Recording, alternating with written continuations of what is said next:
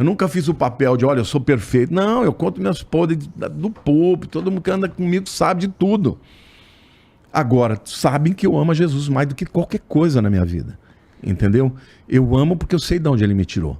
Mas então na vida é assim. Se você não tiver a necessidade de Deus, você não procura. Pois eu percebo isso aí, acho que isso serve pra meio que qualquer religião, na verdade. A galera Com certeza. vai procurar quando tá no sufoco mesmo. E, pô, você falou uma parada interessante aí, que eu conto meus podres, pra todo mundo sabe. Eu sou... O que eu entendi Livro aberto. disso, o que eu entendi disso eu falo o que eu tô pensando, eu falo o que eu tô sentindo, eu, de certa forma, assim, eu sou um cara verdadeiro. Foi o que eu entendi quando você falou. Total. E, cara, você acha que é uma maioria nas religiões, os líderes religiosos que estão falando a verdade, que estão sendo honestos? O que eu penso, Igor, é que em todos os setores da vida tem gente sincera e gente que não é sincera. Então, não é na religião, não é na política, é em qualquer área. Uma pessoa sincera, ela vai ser sincera sempre. Entendeu? A diferença, por exemplo, que Cristo fez na minha vida é que ele trocou a raiva pelo amor, mas eu sempre fui verdadeiro. Tanto é que para andar comigo tem que ser assim. O camarada é falsozinho, eu falo, sai fora. Não vai andar comigo. Se foi desleal, se foi um cara traíra, acabou, não vai andar comigo. Porque para mim tem que ser na lealdade. Agora, tá cheio de picareta em tudo quanto é lado, inclusive na igreja, porque a igreja pode se tornar um instrumento de poder, pode se tornar um instrumento de manipulação. Isso é verdade. Mas assim, não é o que todo mundo é. A grande maioria ama Deus, tem temor a Deus. Quando você é um homem de verdade, que crê no que você prega, você tem temor, cara. Tem temor de estar contra Deus. Se a Bíblia está me dizendo uma coisa e eu vivo contra, cara, eu me pelo. Eu falo todo dia para Deus, Senhor, me ajuda a te agradar. Eu estou consciente que eu estou longe disso, mas me ajuda. Eu jamais vou dizer para Deus um pecado que eu tenha, dar uma desculpa e dizer, não, eu sou isso por causa disso. Não, eu falo, o Senhor tem toda a razão. Tô errado, tá errado, mas não consegui ainda, me ajuda. Então, mas tem picareta em qualquer lugar, não tenha dúvida.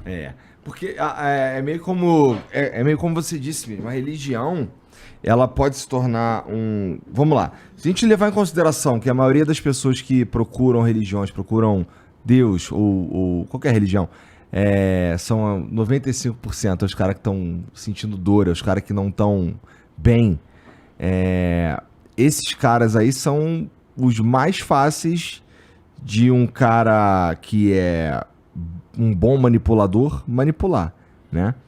E talvez essa seja a minha principal questão com religiões em geral. É como eu percebo que existem muitos líderes que são até de alto perfil e que são que são bastante, na verdade, sei lá, cara, desonestos do ponto de vista, até para enriquecimento próprio, para, sei lá, para controle mesmo, para manobrar a galera e tal.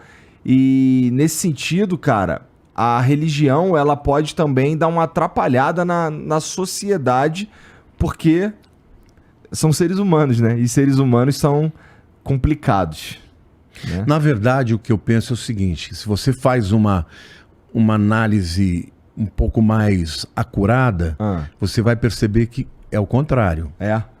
A igreja, ela está em todos os estratos da sociedade. Eu cansei de ver pessoas que entraram drogados, alcoólatras, batiam na mulher e que hoje são pessoas diferentes. Eu tenho um grupo de homens que a gente faz uma vez por mês, toda primeira, segunda-feira, que chama Homens de Honra. E como a igreja é muito grande, às vezes você não conhece todo mundo, mas a gente divide em vários grupos, né? Então, dessas segunda-feiras, acho que não foi a última, a penúltima, uma pessoa estava lá, porque quando eu primeiro trago uma palavra, sempre voltada para a questão da ética, né? Porque é Homens de Honra, ensinando como você ser uma pessoa digna no tempo de hoje. depois a gente divide em grupo e cada os homens falam, né? Porque a mulherada fala bastante, mas os homens têm essa dificuldade de sociabilidade. Um camarada levantou, começou a falar, ele falou, olha, eu era ladrão, eu era bandido, eu fiz assalto à mão armada, eu fui preso, eu cumpri a minha prisão. Na prisão, eu ouvi falar de Cristo. Hoje, Deus restaurou minha família, hoje eu sou um homem diferente.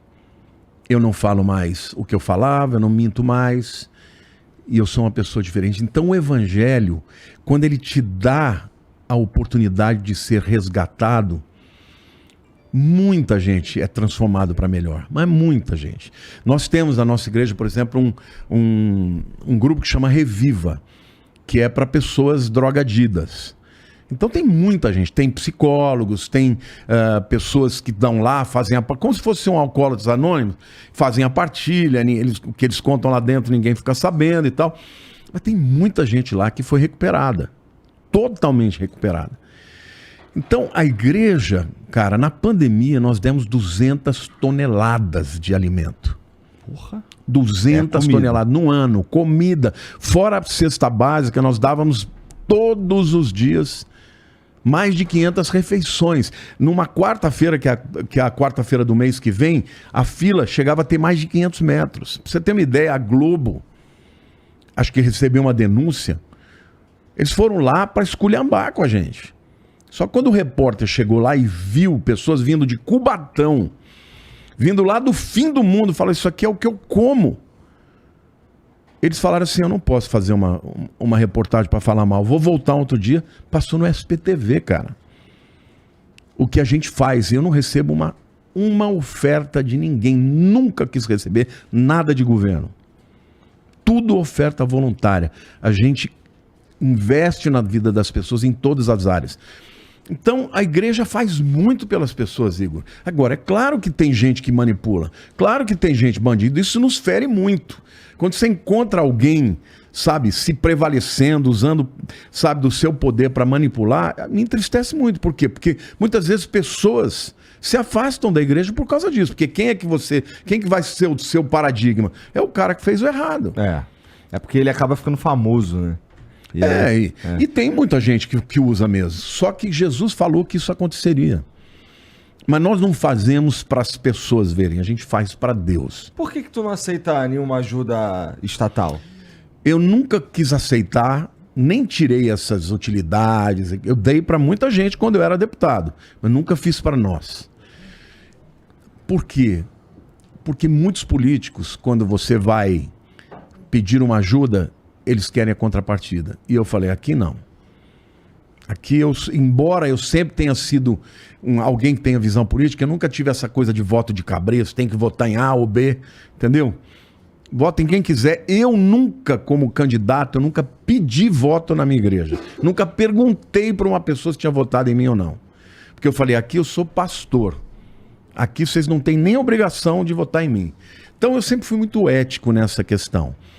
E eu penso que existem políticos que nunca me pediram nada e que eu entendo que são sérios, que têm que ajudar, mas isso é o meu voto pessoal. Hoje eu posso até ir para a minha mídia social e dizer, olha, eu vou votar no fulano de tal.